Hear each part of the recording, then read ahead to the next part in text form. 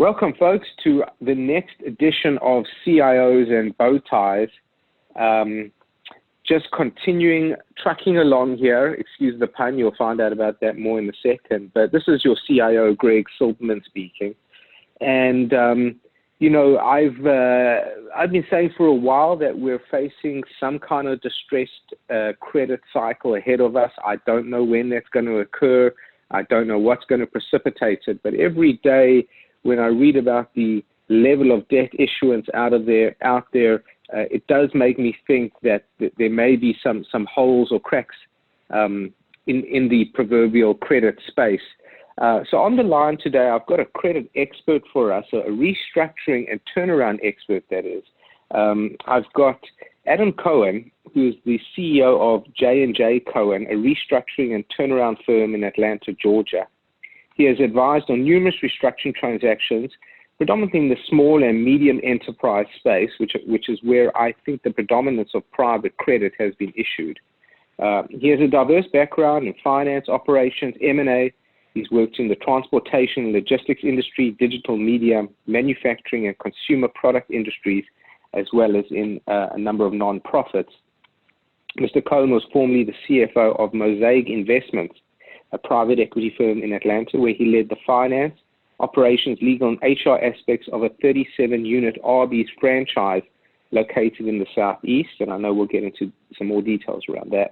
He was on the board of directors for a nationwide specialty trucking company based out of Tennessee and was instrumental in the turnaround of that company. His alma mater is the University of Michigan, where he got his Bachelor of Business Administration, and his MBA is from the Gosweta Business School at Emory University. So, Adam, welcome on board. Glad to have you with us on CIOs and Bow Ties. Thanks for having me. Terrific. All right, well, let's jump right in. Let's see if we can state the problem as I see it, Adam. Corporate borrowing has soared to a record high of $9.95 trillion, so that's unfathomable to us. That is 47% of GDP. And really, that borrowing has occurred on the back of years and years of super low interest rates, which has also seen an explosion in illiquid private debt at attractive yields. So let's start off. I know back in, after the great financial crisis, the word on the street was that SMEs, small and medium enterprises, really couldn't get cheap bank financing. Is that still really the case today? I think it really depends, how small are we talking about, and, how much leverage is the business looking to get? I think there are a lot of people who, may have family businesses that just want to borrow a little bit of money to expand or do some CapEx, and generally speaking, there's very reasonable debt out there for that. And then I think there, are the guys that are looking to do the leverage buyout to put as little equity as possible, sometimes even no equity, and try to get a deal with nearly 100% debt, and that's where we start seeing the interest rates climbing, and of course the risk growing. Well, but surely it can't be that every private credit note to an SME is a bad credit. I still don't understand why these folks can't get bank debt lending at this time. So, yeah, I think it's it's not necessarily that it's going to be bad credit, but from a lot of what I see, and granted, I'm typically coming in after there's a problem, so definitely worth keeping that in mind from the types of deals that I see. But a lot of private equity is going after the boring commoditized markets, and we're talking about low margin businesses where small fluctuations on top line or small fluctuations in commodity costs can have very large impacts on the bottom line. And so look, there are a lot of people that would, by definition, over lever and grow their way out of it. And there are a lot of people that over lever and, they don't grow, but they can eventually pay down the debt to a manageable level. But I think it's fairly safe to say that when you do put on leverage, you lose a lot of that flexibility. So it's those ones where in the first 3 years, one small bad thing happens, and the person that didn't over lever can pivot, and the ones that did end up having some problems. Yeah. So I'm kind of on the other side of the fence as far as you're concerned, because I'm the guy who's constantly receiving inbound calls from private credit-based funds who are saying to me, are your investors looking for yield, and what kind of yield, and et cetera, and highly collateralized credit lending is typically what I hear. It's not impossible to come across a fund that's yielding 10 to 12% in current yield. They claim to have pretty good LTVs. And I think, although I'm not quite sure it matters, I think most of it is fixed rate debt. Some of it is floating rate debt. But what are the kind of terms? Is there a specific term of debt that you see out there that that is susceptible, or is it more a case of the total debt that a company is carrying? Yeah, I'm usually looking at it in total, because it's the total debt that ends up bringing a company down, and so sometimes it's in tranches.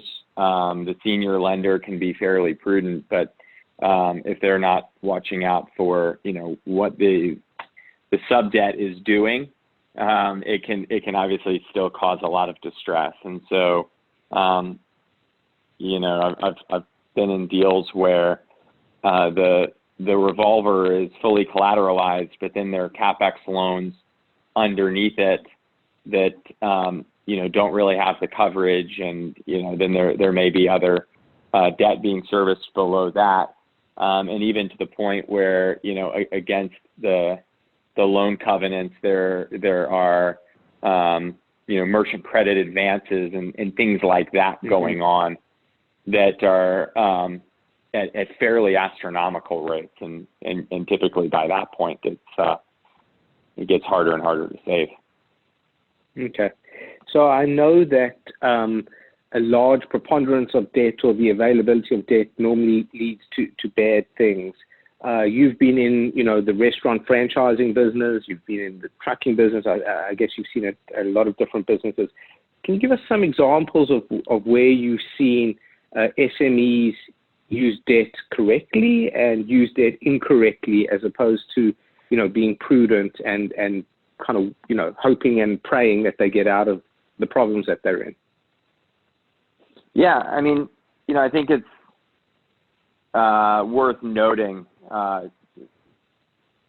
One of the smarter things I've heard in school is, people are really good at measuring return, but not very good at measuring risk. And so, it's when you're doing your model for buying a company and you say, okay, the unlevered return is 12%, but if I use 50% debt at 5%, it works out to be an 18% return on equity. Yeah. But if I use a 90% debt, then I can get a 28% return on equity. 28 sounds like the better number, but it's really hard to measure what the additional risk is. And on the there are probably case studies that you could do to measure thousands of companies. I'm seeing it a lot more at the ground level, where it either works or it doesn't. So I guess it's hard to say what's smart debt and what's what's non-prudent, right? And so what I would say is that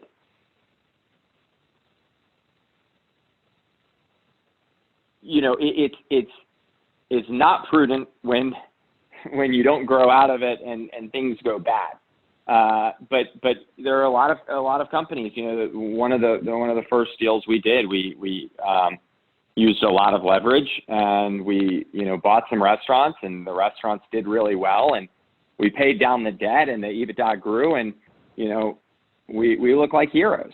And so we can tell everybody, no, that was very prudent leverage. Had it gone the other way, we wouldn't have been able to say that, right? So I guess it definitely depends. Okay. How has the landscape changed with the preponderance of private equity money entering into the space? I've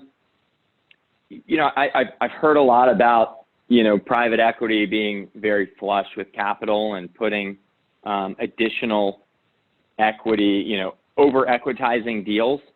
I definitely don't see it on the deals that I've been in. So more typically, they're taking as much debt as possible. Okay. Let's take a short break. When we come back, I'd like to get more into your business of workout and restructuring. So stay with us.